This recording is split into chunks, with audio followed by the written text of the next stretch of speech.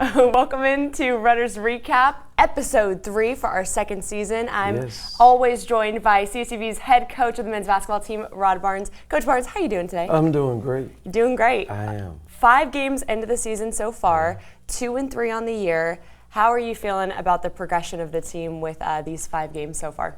Well, because we have so many new players, I knew it would take time. Obviously, you would like to win more games than we won. We'd like to be 5-0 at this point, but I knew it would take some time. I really like the effort that our guys are displaying. We're having some X's and O breakdowns just because we have so many new players playing. I told our coaches today, we lost 3 of our top scorers from last year. We lost our leading rebounder. We got a very inexperienced and a very new team, and we're going to have to use some patience, but also we're pressing our guys really hard right now because we know that the sooner we can all get on the same page and correct some of the errors that we're making, we have a talented enough team to have a good year. And what is the biggest challenge? Because obviously for many people who may have known, just recruiting-wise, you guys did bring in a lot of talent. You brought in that size, you brought in more athleticism. But what's the biggest challenge of making sure that these guys all gel together with the 6 former players? Well, it's tough because even with some of the former players, they didn't play that much. You know, Darren Person, who plays for us now as a backup forward, didn't play that much last year. And also Buck, who we consider him as 6 of the returning players, DeMonte Buckingham. We can turn him as a returner, but really it's his first time being on the court with our guys. So, you know, we've got a lot of guys that have been around. I mean, 6 guys that have been around the program, but they haven't played. And then we're playing a lot of our new guys, which just the confidence, the trust, and they believe in each other, but just having it on the court, knowing that if I make this pass, what's going to happen, or if I understand this guy movement. You know, one of the biggest areas I think we're having problems, I would say, or issues with is just defensive rotation. And that's just understanding where I'm supposed to be, who's going to be the next guy in the rotation, but also just our assist to turnover ratio. We don't have a lot of assists. It's because a lot of guys trying to figure out, is he coming my way? Is he going the other way? Is he going to pull up? Is he going to shoot it? And all of that will work out. The thing that I love about the team is they really love each other. They're really bought into what we're doing. There's a lot of, hey, we got to get better. You know, so that for as a coach this early in the season, you know, as I talk to many of my friends and coaches, everyone's having problems right now as far as trying to figure out their identity and their way and rotations and things like that. So hopefully, you know, we've figured out some things from the last game, and hopefully as we go into the next game, we'll get a little bit better.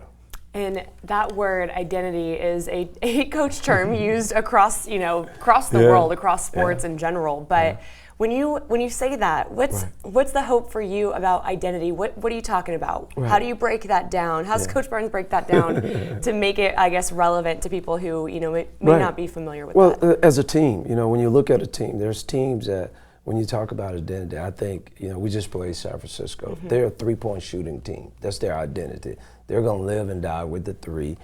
They're an up-tempo team, so they're going to play fast. So you kind of know what you're getting. You know each guy, each player, of what they're trying to do. And what I mean by our identity, we've got a kind of big team.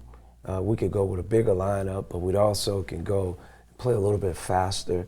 And right now, we're still trying to figure that out. You know, defensively, we're having a great first half. So you could, if you look at the first half, you'll say they're a great defensive team. If you look at the second half, you'll say, well, they're not so good a defensive team. Well, if our identity is going to be defense, which that's our program, then that's who we have to be. That's also with individual players, like who's our scorer. So when you have a team that you know, even you would be at the game, and you say, hey, they're probably going to get the gap ball to this guy. Last year, we grew an identity late that Jarkel Joyner was our go-to guy. Everybody knew it was probably going to happen. He's going to get a chance to go one-on-one, or he's going to take the next shot. You could pretty much say that. So you kind of knew who we were. Right now, we're still trying to figure that out. We've got several guys, Cam Allen, DeMonte Buckingham, Taze Moore is our leading scorer now. We haven't have an identity to, like, who we're going to go to. or what's this guy here? And our guys are working through that. You know, Sean Stiff is probably our inside guy that we can go to. And as those roles not only be defined, but those guys come into who they are. I oftentimes tell our players, when you talked about identity, I start telling them, who are we as a team and who are you as an individual? And when we can answer those questions, then we'll know who we are. And we're still working through that. And that's one thing that we do. Our guys play hard. That's our identity of ours. But we've got to get some things as far as strategy. Are we more of a sell-in, really defensive-minded, gritted-out kind of team? Or we're a team that'll play defense, but our MO is offensive rebounding or whatever the case may be. Right now, we don't have anything yet that we've identified, them knowing and we knowing that this is who we are. And that's the struggle. I mean, that's where each and every day, every practice, every time we have a meeting with them, we're talking about what do we want to be. And sometimes they take it upon themselves of where they go, and that's what we're asking them to do right now. Well, and I know before the season started, one thing you're mentioning, so last year was a little bit, it wasn't the culture of the team to be a one-man identity team with Jarkel, but kind of worked out that way. But this year, the guys were looking forward to it, kind of spreading the love. That was the fact that, one, it's harder for opponents because they can't key in on one guy, but I know that does take time to figure that out. So I know that the team is trying to figure out that chemistry. Obviously, it's always going to be a work in progress, but to dive deep a little bit, so you had 2 losses, well, 1 win sandwiched between 2 losses. A heartbreaker at home that was close, and then a tough 30-point loss to San Francisco on the road. So in those 2 situations, 2 losses on complete ends of the spectrum. What did you learn from your team in those? Well, the first game, I saw that our team, that they wanted to win. We made plays after plays. We had an opportunity there with 2 minutes to go to maybe put the game away. We didn't. And they ended up, we got the game into overtime, and they ended up winning the game. We started to kind of find out some things. We saw that Sean Stiff is a guy that we could throw the ball into the post. We also found out a little bit more combination when we need defensive stops. We kind of figured that out. A little bit different in San Francisco, totally different team, play a lot faster. We didn't show the maturity we need on the road. We didn't control the tempo, and that's something that you have to do. They came right out from the beginning. That kind of hit us in the mouth. It was like an 8-0 run before we could even figure out what was going on. But again, that's things that you kind of find out a little bit about your team, and you try to grow from that. We've got to really work on, as far as the last game against San Francisco, when we get behind on the road, how we get back. How we learn how to win being on the road with this particular team. Again, when you got new guys, and there's not excuses, I'm just trying to explain how when you're developing and growing a team, what kind of happens. It was one thing that you said, like last year we had gotten to the point where we knew we could go to Jarkel. Well, now I think our guys sometimes are wondering, okay, Taze, are you gonna do it? Or DeMonte, you're gonna do it? Or Sean, you're going to do it, because all of those guys can score. Cam, are you going to do it? And until we kind of figure out a little bit and keep working with each other, figure out, okay, it's your turn, now it's my turn, and just get a balance there. And right now we have a balance in scoring, but guys are starting and stopping at different times, and they have to get comfortable with that. Like, hey, we got an advantage. Taze is a guy, he goes on a roll, and that's what I think, being a deeper team, it's going to help us later on, because we'll be harder to defend and harder to guard. As we went into their game, I think they had 4 guys, maybe 5 guys at double figures. So you're trying to figure out who to key on. And hopefully as we go forward, that's what people are saying about us. And for you as a coach, what is, I guess, either more challenging or what comes a little easier? A team where you can rely on someone like Jarkel Joyner, or do you like having the benefit of any night, any guy can have their moment, and especially that too, it poses more of a challenge for opponents because then they can't key in on one guy. What do you prefer as a coach? I prefer the balance. I mean, just because it gives you options. You don't have to go to the same thing. There were times last year, and it's been sometimes before, that people knew what was coming, and you as a coach, you got to figure out how to make it work. I think the thing is that with this team, we just got to get to a place where we know whose time it is. Right. And again, that takes a little time to work through, but I would much rather have several guys that we can go to, which I think we have that this year, than say one guy kind of carrying a load. I think what we've got to develop in this team is, like, when at the close of the game, who are the guys that we need to go through? Throughout the game, for the first 35 minutes, hey, hopefully all 5 guys that are out there are playing well, scoring, doing their part. But then when the last 4 or 5 minutes, like, where do we go? And again, we're developing that and figuring that out. Even with me, I mean, we were in the game against South Dakota State, and I'm thinking, what do we run? Do we run it for Cam, who's been out? Do we run it for Taze, who's playing good? Do we run it for Buckingham? Because where the shots are coming from is probably best for him. Or do we try to go back inside to Sean? So as a coach, you're still trying to work through that. But really, as these games go forward, as a coach, it's probably, as weird as it might seem, it's probably the most exciting and a fun time for the coach trying to figure it out. That's what I would think. I love the glimpse you give us, because we're always wondering, really it's tough. And it's not just you out there. You have assistants alongside you making decisions, but it's a lot that goes into it. Right. People always love to say, hey, that's the wrong call, but until you're in coach's shoes, it's kind of tough when you have all those different moving parts. And one thing, Coach, talk about something a little bit tough, but it is what it is. You guys still seem to be struggling a little bit from behind the arc. That's something that you're developing, is knocking down the triples. We talked about that a couple weeks ago. And I noticed that San Francisco is a team that hits the threes. Right. So when you're playing a team like that and they're heating that from behind the arc, the score keeps jumping. Right. How do you counter that when the shots are not falling for you guys from behind the arc? Well, one of the things, you go into the game and it's just that's their style. So normally with the team that shoot a lot of threes, they make runs. Like, they kind of get hot and they make runs, and then all of a sudden, they don't make them, and you get a chance to work your way in or get ahead. It's easier for a team that's like that when they're going on runs, to shoot the ball better. They shot the ball unbelievable. I told people that have asked me about it, I mean, to go 19 for 24 from the 3, you can't hardly do that with someone not even there as a team. So they had a great night, and they're going to win games with that. But they also be nice that they're struggling. They got to figure out a win. For a team like us, again, that's where you're on the road and they get off to a good start, then you've got to control the possessions. And we didn't control the possessions. What I mean about that, we've got to make them spend a lot of time and a lot of energy on the defensive end, defending us, so that it's wearing on them as the game go on as far as their shots. When they're shooting it like that, there's nothing you can do but just, hopefully they stop shooting. But again, we allow that to happen. It's like with us, if we come in and early on, we're a defensive-minded team. If we turn you over early, if we pressure you early and it causes problems for you, if you don't get your offense in a rhythm, and that's what we're trying to do, break their rhythm, then it's a long night for them. And it's a great night for us, because we're a team that's really, really good in transition. I think, we played education a day game. We shot the 3 well. We shot it decently in San Francisco. We just didn't take that many. And again, I think some of that has to do with just how to create shots to get another guy open. When do we go inside and outside?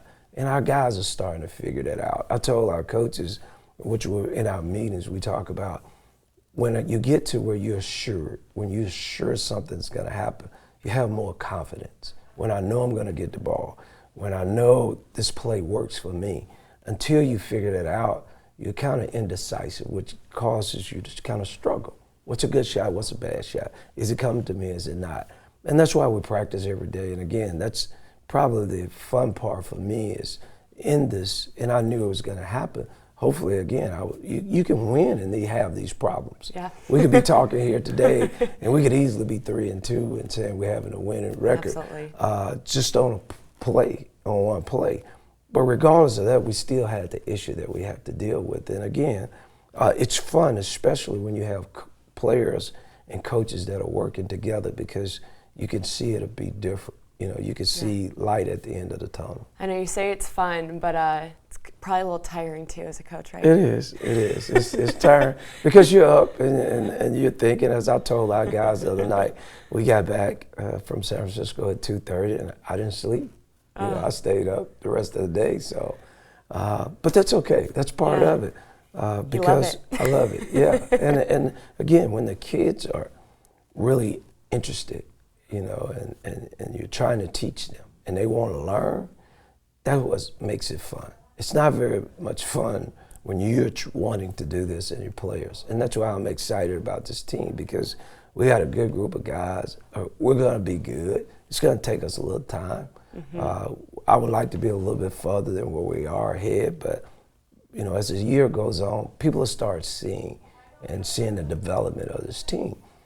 Last year, at the beginning of the year, we had the situation with, again, Jarkill, and we keep bringing up an old player because he was our leading scorer, but I kept saying, man, he's a big-time scorer. And people kept saying, well, he got 12 points tonight, Coach. And I'm like, I'm telling you, he can really score. Just wait. Because he's got to figure it out. Absolutely. We've got to figure it out. And when you find that comfort, that's when you see. Devontae Buckingham is still trying to figure out when do I go, when I take over, where do I get my shot from, how do I fit in all of what we're doing. And once he figured that out, then you'll see the player that we've talked about. And what makes this even tougher when you're developing all of this is to throw a opponent in there like Gonzaga, and you guys are going to be headed out to Gonzaga, who's currently number 7, number 8 in standings. So that always a tough team. You guys faced them last year, but this is a big challenge for this team. So what do you hope to see? And obviously, just being honest about expectations for your team facing that kind of talent. Yeah. Well, the first you always go in with the win. I mean, we hoping that we get there, and as a coach, you're taking wins as playing well. Right. Regardless of what happens, you talk about winning. The process right now is playing well. If we can go up there and we win, it'll be great for us. It'll be great for our program. It'll be great for the university. All of those things will be great. But if we don't get better, then that's a different story. We'll have a problem later on. The goal always this early is to go in and get better. Hopefully, we'll do better at Gonzaga than we did at San Francisco as far as controlling the game. And because we didn't do that. Our inexperience showed that we didn't. As soon as they got a lead, we took a couple shots. We got on what we're trying to do defensively, and the lead kept growing. Hopefully that doesn't happen in this particular game. The opportunity for us at this point, I like it because it's a challenge. Just going to games that we're playing now kind of as the underdog, it keeps your team ready. It's different if we were going to play someone and they were not very good and you're trying to get a team up and ready. Like, our guys will be prepared. They'll be ready to go, and we'll find out something about this particular team, which is new.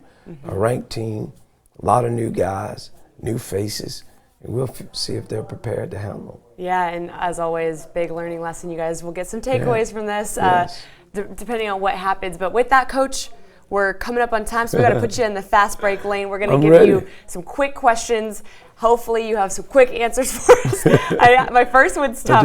It's going to put you a little bit on the spot. But sure. We're talking about upsets there. Yeah. What's your favorite upset that you've ever been a part of as a coach or a player? Kentucky at Kentucky. I'm not good with dates and times and years. That's okay. That was quick, though. I think it was 1997 or something. We had not beat Kentucky in like 50-some years on their home court, and it was a huge upset. Wow, that was really cool. I'm proud of you. That was like right there. It's like you're waiting for that question. All right, Coach. So talking about, a lot of learning lessons with this team, if you could just point out one quick thing, what's the one thing from this point of the season that you want to see be a quick change for this team, an improvement? Wow, that's tough. I know. Because we have a list of about 4 things. I would say probably defensive intensity for 40 minutes. Okay. Yeah. Defensive intensity. All right. We know the runners. We know Coach Barnes. He's a defensive-minded guy. And, Coach, for you, what's the key to – this has been a stat that has always mattered to you and has been big for the runners. What's the key to rebounding? Going.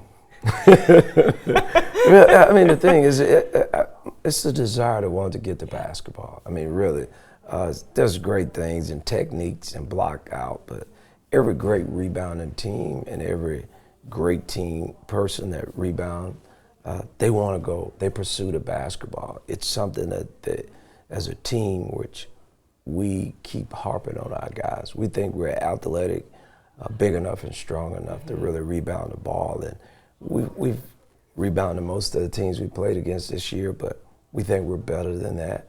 And it's just a habit of going, just attacking the ball. Yeah, okay. And we're getting close to Thanksgiving, which always brings up our gratefulness. Yes. What's the thing that you are most grateful for about the game of basketball? Oh, the life lessons that it's taught me. I mean, it's still happening today. I'm still, each and every day, I feel like I'm one of the most blessed people in all of the world because I get a chance to do what I love to do, and I get a chance to see results from those hard days of work, some today and some later. But just the life lessons it's taught me and what it teaches our players. All right, I love that, and we are grateful for coaches like you in this Yes. world. And Coach, with that, for the fifth question, throw it my way. Okay, for Alley-oop the fifth me. question, this is going to be an easy one. Thanksgiving or Christmas? Ooh, easy? That's not easy. That's easy. I will say, so of course, there's a feeling about Christmas that I absolutely love, but I love that word that I just said, grateful. That's a huge like impact in my life, and that's all about Thanksgiving. Okay. And so that thankfulness and the fact of just bringing family together, and we always, in my family in particular, we always share the moments of saying what we're grateful for, and we don't do that often enough in this world, so I feel like I really appreciate that, and I've always kind of just loved that vibe and energy around Thanksgiving. But to be really diplomatic, both holidays are great. I love all of holidays, all of them. Well, I could tell you this. I thought you would say that. Thanksgiving. Yeah. I did. I know, and I love the food. Let's be Yes. real. The food is good, and we're looking forward to that the following week. But Coach, we'll give you a break next Yes, week, and we'll thank catch up with you after all of this. But wish you guys Great. the best of luck on the road, and we'll see you guys next time. And as always, thanks for joining us for Runner's Recap. See you later.